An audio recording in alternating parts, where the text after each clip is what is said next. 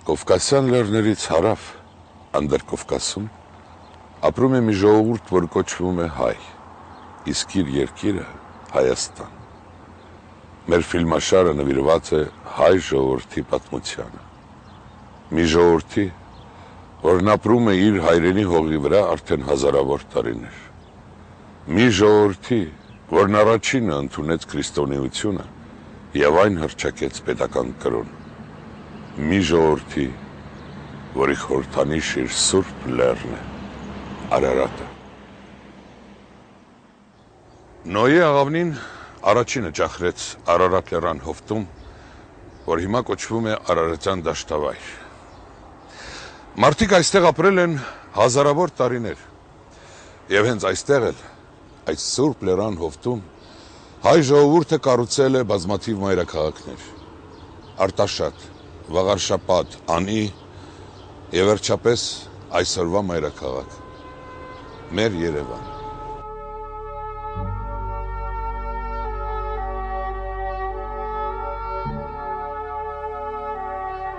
Սա Երևանն է։ Այստեղից էլ սկսենք մեր պատմությունը դեպի դարերի խորքը։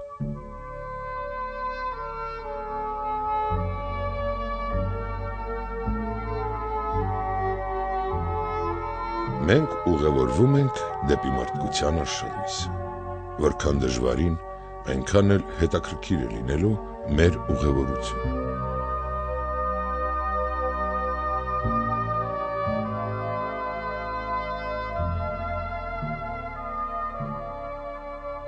Միլիոն տարի առաջ մարդը բնակվում էր այնտեղ, ուր բնական պայմաններն էին հնարավորություն տալիս։ Չէ որ մարդիկ նախ ապրել են բաց երկնքի տակ, հետո քարանձավներում, նրանց անհրաժեշտ էր պահպանվել ցրտից, ջրհեղեղներից, պայքարել վայրի գազանների դեմ, սնունդ հայթայթել։ Այս բոլոր առումներով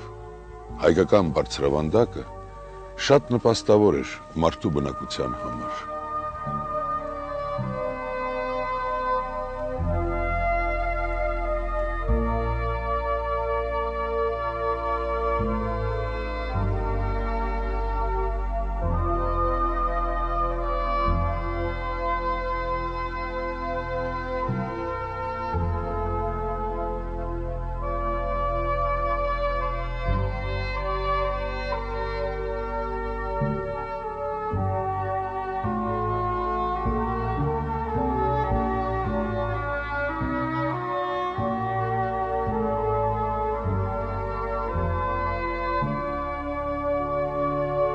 Արագացի կողքին նրա կրտսեր եղբայրն է, Արտին լեռը։ Հենց այստեղ էլ մեր նախնիները բնակություն են հաստատել միլիոն տարի առաջ։ Մենք քիչ բան գիտենք նրանց մասին, իսկ այն ինչ գիտենք, մեզ պատմում են քարերը։ Հիմա դժվար է պատկերացնել, թե ինչպիսին էր այս տեղանքը միլիոն տարի առաջ։ Այս լեռան լանջին գտնվում էին բացօթյա կայաններ, ուր ապրում էին մարդիկ։ Այցելենք այդպիսի մի բնակավայր եւ լսենք քարերի պատմությունը։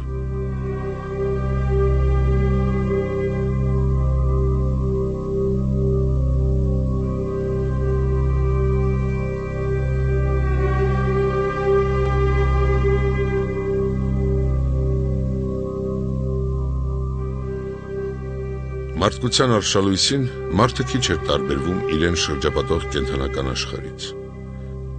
Այստեղ գտնված 500 տարի գտածոնները վկայում են, որ մենք գտնվում ենք նախամարդու բնակավայրում։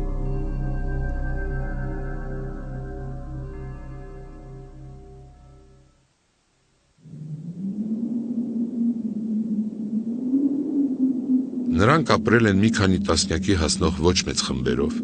չեն ունեցել հագուստ, կերել են այն, ինչ նրանց մատչելի է եղել։ Առաջին գործիքները նախամարդը պատրաստել է փայտից, ոսկրից եւ քարից։ Հետագայում նաեւ օբսիդիանից։ Բնական է, որ փայտը դարերի ընթացքում քայքայվել է եւ մեզ չի հասել։ Նախնադարյան մարդն անմշակ քարի բեկորներով կտրատել է որսի միսը, հում վիճակում կերել, հետո ըստ երևույթին տեղավորվել այս քարերի վրա եւ քնել։ Այս փոքրիկ քարանձավը հավանաբար ծառայել է որպես թաքստոց։ Այսպես ապրել է նախնադարյան մարդը 100 հազարավոր տարիներ։ Ժամանակները փոխվեցին, սկսվեցին սառնամանիքները։ Մարդիկ փորձեցին ցրտերից պատասպարվելու համար ավելի հարմար բնակավայրեր գտնել։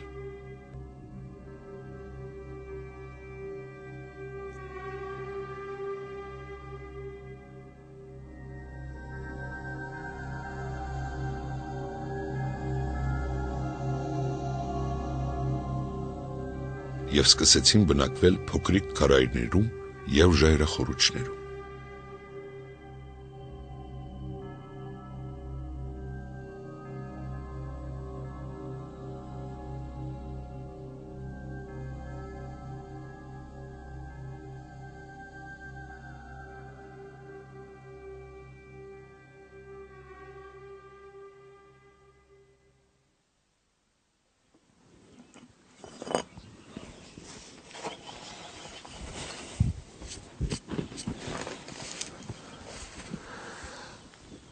Այս քարը մենք գտանք նկարանումների ժամանակ։ Ես հասկանում եմ, դժվար է հավատալ երջանիկ պատահականությանը, բայց այս քարի մշակվածքը, ձևը փաստում են, որ հազարավոր տարիներ առաջ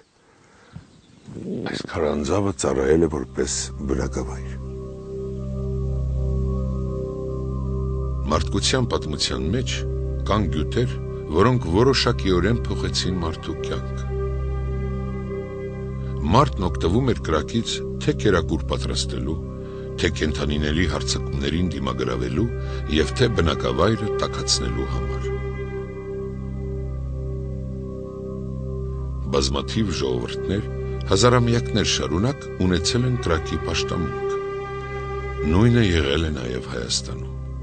Պատահական չէ, որ քրիստոնեության մեր սուրբ սրբոցի Էջմիածնի տեղում ևս եղել է կրակարան,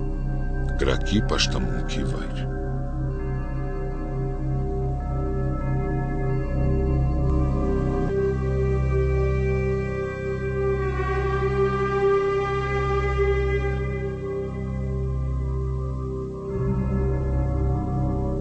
Առաջին զենք, որն օգտագործեց մարդը որսի ժամանակ, փայտե-հաստ մահակն էր։ Այնուհետև, որպես նիզակ սկսեցին օգտագործել ծառի սրածայր ճյուղեր։ Միայն հազարամյակներ անց մարդը ստեղծեց նետն ու աղեղը, որոնք դարերի ընթացքում կատարելագործվելով դարձան բացառիկ կարևոր զենքեր։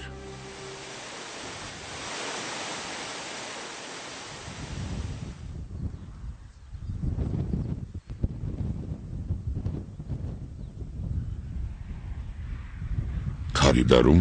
մարդը որսից բացի սկսեց զբաղվել նաև ձկնորսությամբ, քանի որ Հայաստանի ողջ տարածքում գտնվում էին բազմաթիվ լճեր ու հորդահոս գետեր, որոնք հետագայում մեծ մասամբ ցամաքեցին։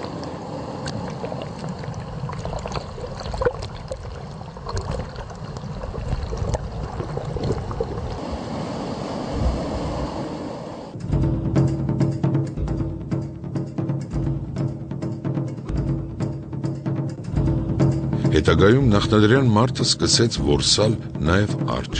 ռնգեղջյուր և փիղ։ Ահա այդ ժամանակ էլ մարդը մի նոր գյուտ արեց՝ ծուղակը։ Մարդիկ բնական խորը փոսերը ծածկում էին ճյուղերով ու խոտով և կենդանիներին աղմուկ աղաղակով քշում դեպի ծուղակը։ Ծուղակն ընկած կենդանուն սպանում էին քարերով և փայտերով։ Այս հնագույն փղին գիտնականներն անվանում են մամոնտ։ Տեսնում եք այս մամոնտի կմախքը, հավանաբար նա էլ էր ծուղակն ընկել և դարձել կերակուր։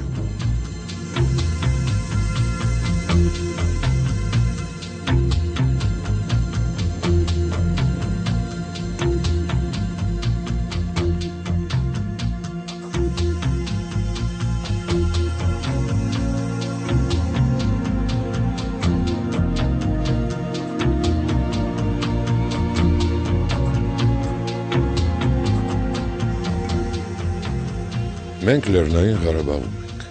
հրաշքներով հարուստ մի երկիր, որ մեզ շատ անակնկալներ են սպասում։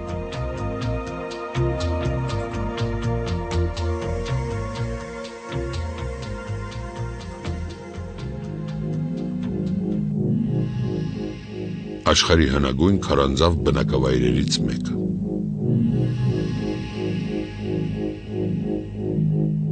Թեև տանտերերը մեզ չեն հրավիրել, եւ երևի տանն էլ չեն, բայց մտնենք ներս։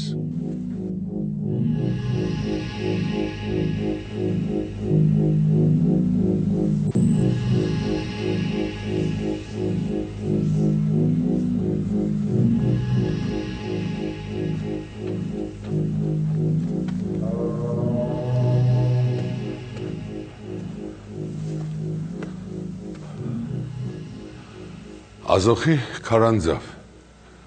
այն գտնվում է Լեռնային Ղարաբաղի Հադրութի շրջանում և անվանվում է մոտակա գյուղի անունով։ Այստեղ մարդիկ բնակություն են հաստատել մոտավորապես 300,000 տարի առաջ։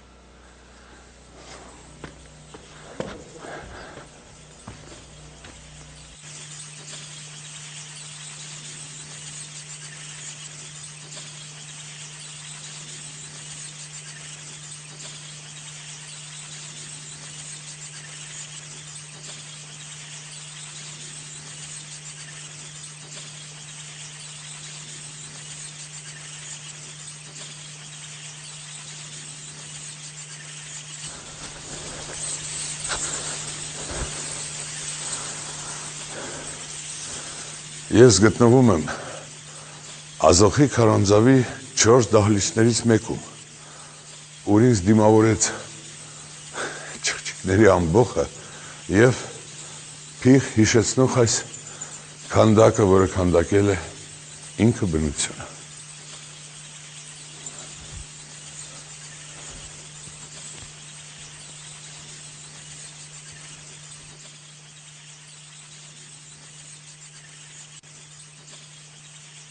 Ազոխի քարանձավում հայտնաբերվել են կայծքարից, կվարցից, բազալտից պատրաստված գործիքներ, ինչպես նաև կենդանիների մանրացված ոսկորներ։ 300,000 տարի առաջ այս քարանձավում ապրած մարդուն գիտնականները կոչում են նեանդերթալցի։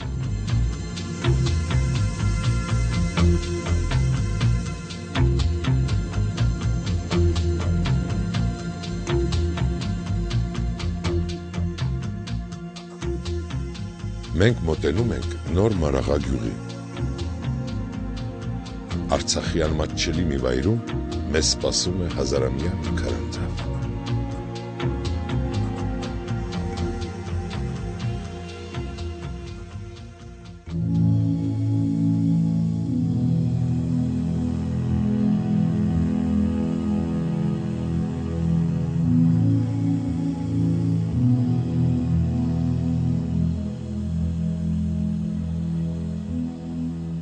Հայկական բարձրավանդակում հետագա դարերում ևս քարանձավները հանդիսացան բնակության վայր։ Նրանք շատ հարմար էին, հատկապես թշնամիներից պաշտպանվելու համար։ Այս քարանձավները բնատեղի են եղել և հազարամյակներ առաջ, և վաղ միջնադարում, և գրեթե մեր օրերում։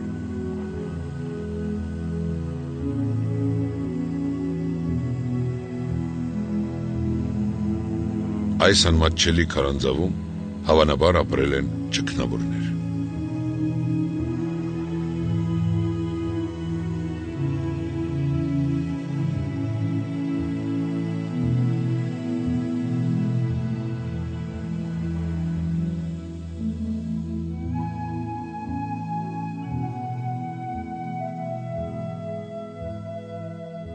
Դժվար է այսօր պատկերացնել, թե ինչպես են ամեն օր նրանք բարձրացել այս քարանձավը։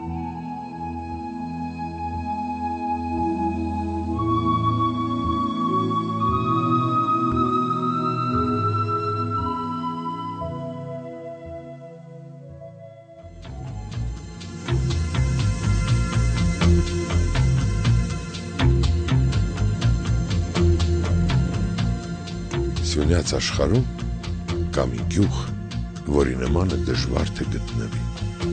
շուտով կհամոզվեք ինքներդ։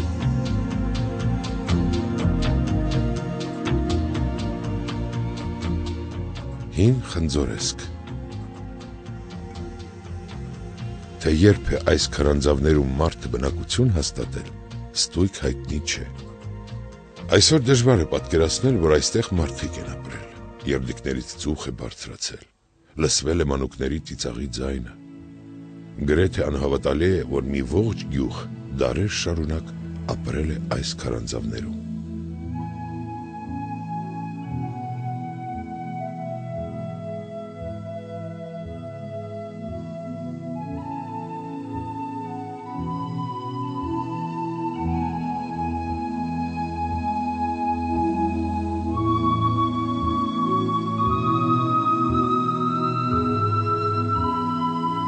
Անցան հազարավոր տարիներ։ Մարդը սովորեց հող մշակել, ընտանի կենդանիներ պահել, սկսեց զբաղվել խեցեգործությամբ, անմշակ խեցուց ամանեղեն պատրաստել։ Մի արհեստ, որն այնքան կարևոր դեր խաղաց նրանց կյանքում։ Հետո մարդիկ քարանձավներից դուրս եկան և սկսեցին հողակերտ տներ կառուցել։ Հետագայում նրանք կառուցեցին նաև ամրոցներ, բերդեր ու քաղաքներ։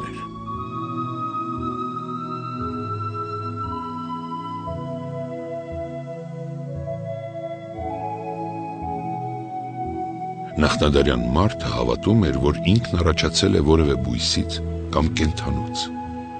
Հայաստանում առավելապես տարածված է եղել կենդանու պաշտամունքը։ Ամեն տոհ իր ծագման պատմությունն ուներ։ Ամեն տոհ պաշտում էր այն կենդանուն, որին վերագրում էր իր ծագումը։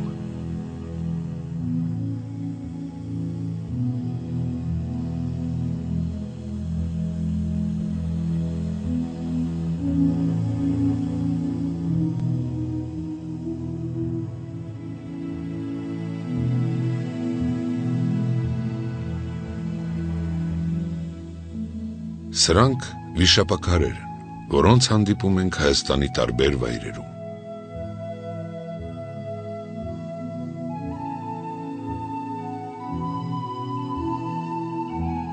Դրանք հիմնականում կապված են ջրի և պտղաբերության պաշտամունքի հետ։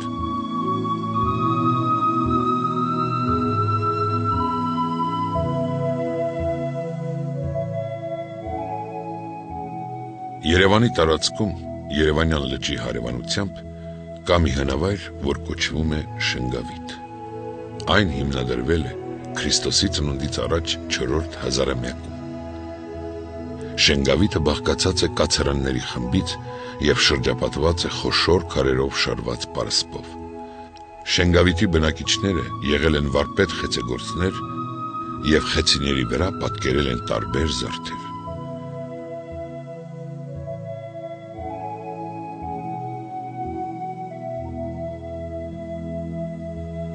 Այս գործերը ստեղծվել են Շենգավիթում ապրած մարդու ձեռքերով։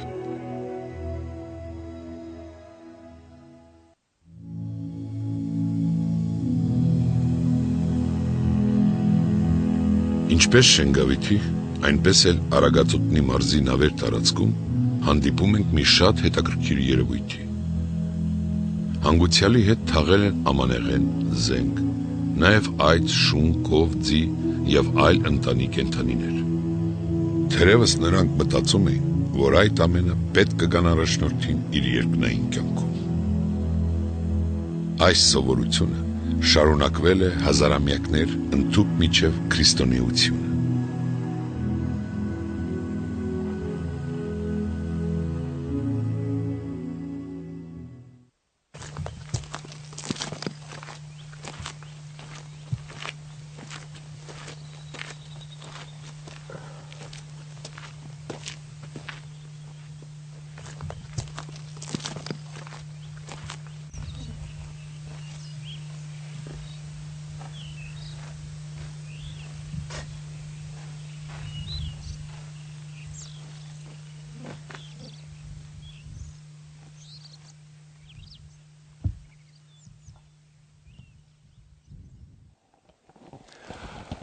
Մեծամոր գետի մոտ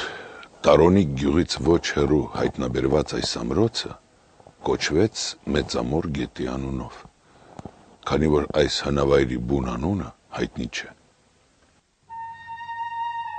Այս ամրոցը կառուցվել է Քրիստոսի ծնունդից առաջ 4-րդ հազարամյակում։ Այստեղ մարդը բնակվել է հազարավոր տարիներ շարունակ, մինչև ուշ միջնադար։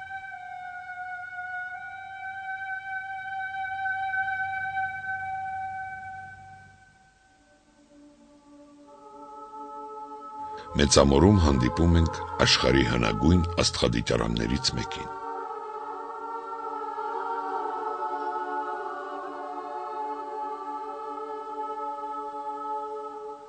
Անշուշտ այն բոլորովին նման չէ ներկայիս աստղադիտարաններին, սակայն այն էլ շատ ուշագրավ է,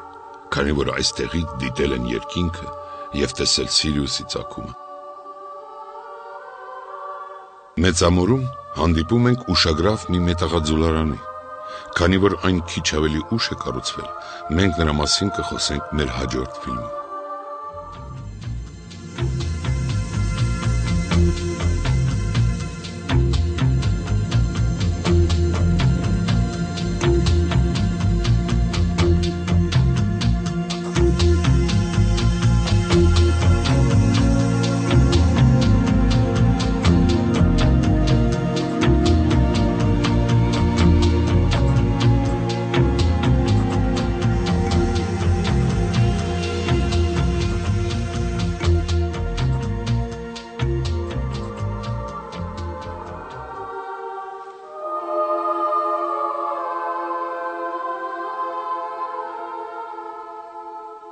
Մենք Սիսիանի մոտ գտնվող քարահունչ հնավայրում ենք։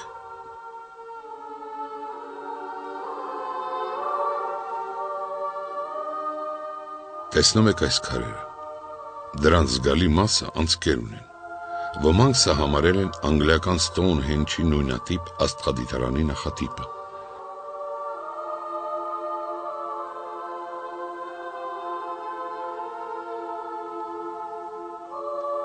Հավանաբար այս անցքերից դիտել են իրենց համար պաշտամունքային որևէ լուսատուի։ Այսօր դժվար է ասել, թե որ անցքով որ մոլորակն են դիտել, բայց գրեթե անորանալի փաստ է, որ մենք գտնվում ենք աշխարհի հնագույն աստղադիտարանում, իսկ որ այս տարածքը բավական հին բնակավայր է, հաստատում են նրա շուրջ գտնվող այս հին շինությունները։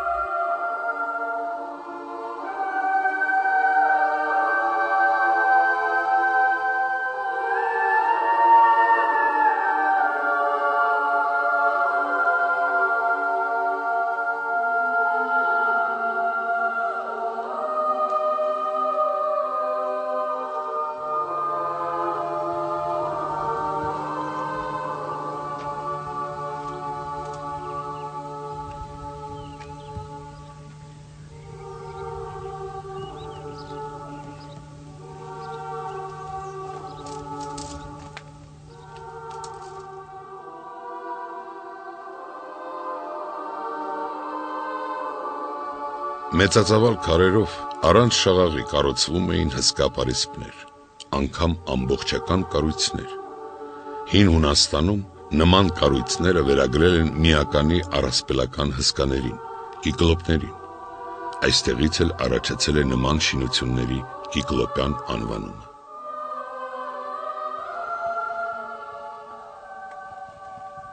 Նայելով այս պատին,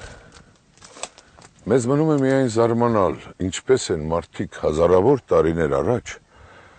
այս հսկայական քարերից բնակավայրեր կառուցել։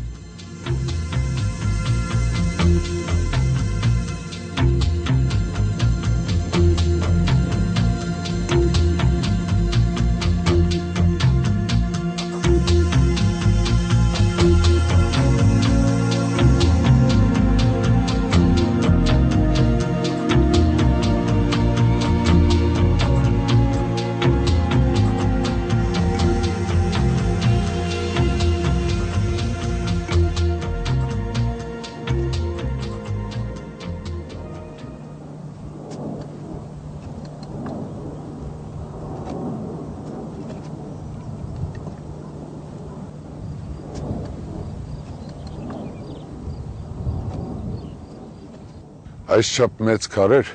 հազվադեպ են հանդիպում նույնիսկ կիկլոպյան ամրոցներում։ Այս բնակավայրը մենք գտանք Կարմիր Բերդում, Երևանից ոչ այնքան հեռու Զովունի գյուղի մոտ։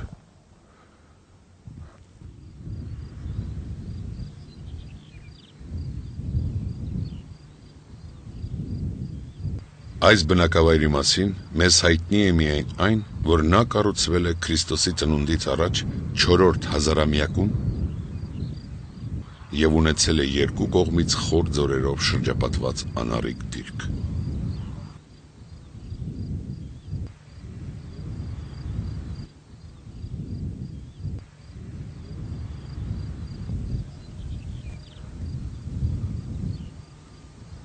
Հազարավոր տարիներ առաջ Գեղամա լեռների գրկում փայլում էր մի հրաշք լիճ, Սևանը։ Նրա կողքին կային ամրոցներ և այլ բնակավայրեր։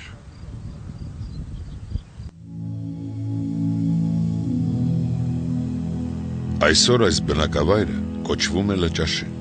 մոտակա գյուղի անունով։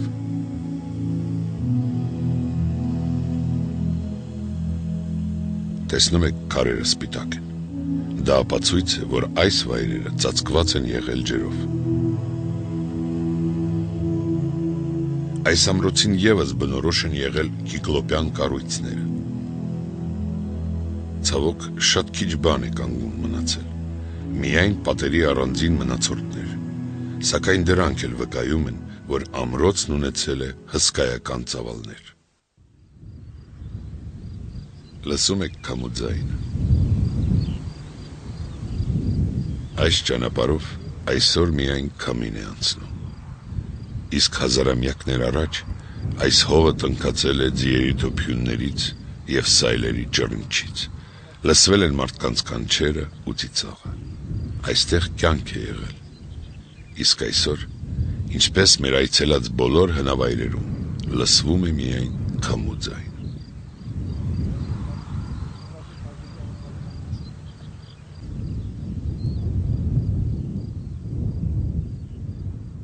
Հիմա մենք Լճաշենի դամբարանադաշտում ենք։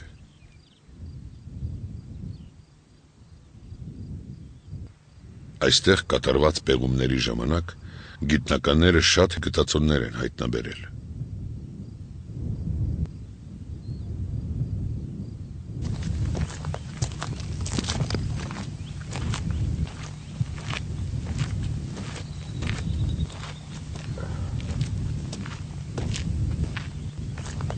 Ահա այս ճանապարհով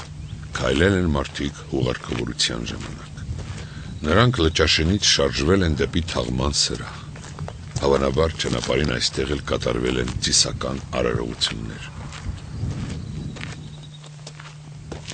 Այս սայլի մեջ դրել են առաջնորդի դին, հանդերձալ կյանքում իրեն անհրաժեշտ իրերով և տեղափոխել Թաղման սրահ։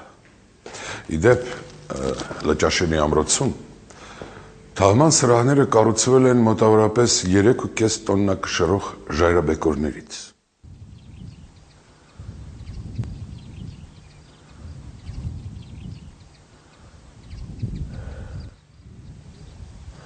Լիճը սկսեց բարձրանալ,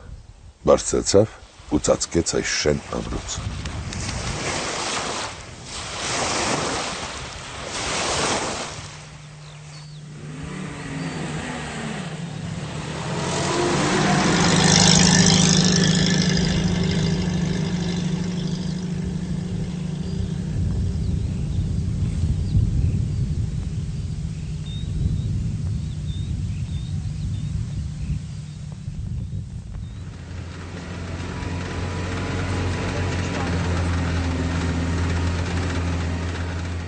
Մենք մոտենում ենք Ուխտասարին, որ մեզ սպասում են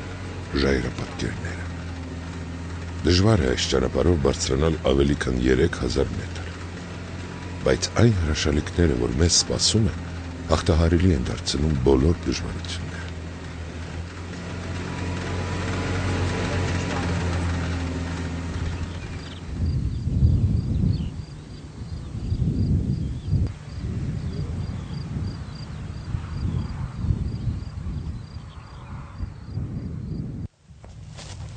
Հայաստանի տարբեր վայրերում, Գեղամա լեռներում, Ուխտասարում և այլուր գտնվում են բազմաթիվ ժայռապատկերներ։ Հնարավոր չէ ներկայացնել բոլորը, դրանք շատ են։ Ժայռապատկերներ բացառիկ արժեք ներկայացնող մի երևույթ, որն ինչ որ չափով կարելի է համարել նախնադարյան մարդու կողմից ստեղծված պատկերագիր հանրագիտարան։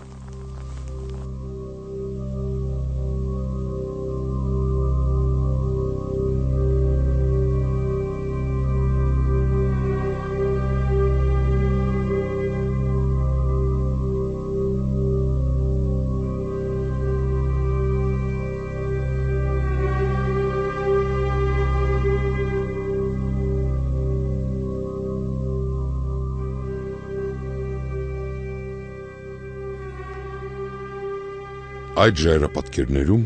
հանդիպում ենք ցուլի, առյուծի, վարազի և այլ կենդանիների պատկերների, կան նաև որսի տեսարաններ։ Նախնադարյան մարդու կյանքի և պաշտամունքի հետ կապված գրեթե ամեն ինչ պատկերված է այստեղ։ Բազմաթիվ երևույթներ ու առարկաներ ներկայացված են սիմվոլների տեսքով։ Ամեն մի գիծ իր խորհուրդն ունի, ամեն մի գիծ մի գաղտնիք է պարունակում։ Ինչպես նախնադարյան պատմության շատ դրվագներ, այստեղ էլ խորհրդավորություն է ու մեզ համար դեռևս անհասանելի, անթափանց մի վարագույր, որը հավանաբար երբեք չի բացվի։